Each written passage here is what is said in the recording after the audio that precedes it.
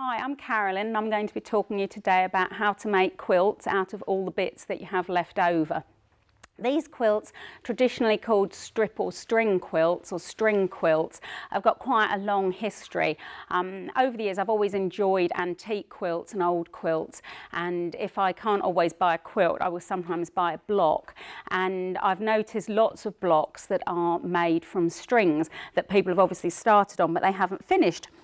And this was one such block that I bought a while back, and this is a typical string block. This is the sort of thing that actually you can just sit in front of the TV. I have them on a tray and I just do endless amounts of these. So I end up with my piece of calico with my guidelines, and these are actually on the, not that you can tell the right or the wrong side of calico, but these are on the wrong sides. The fact that I've done it in pencil, it's not going to matter. It's a guideline for sewing from the back of the block, so as long as the line is smooth and straight, it won't matter too much what you use to draw it with. Of course, once they're trimmed, you can start playing about with your star and create your star from.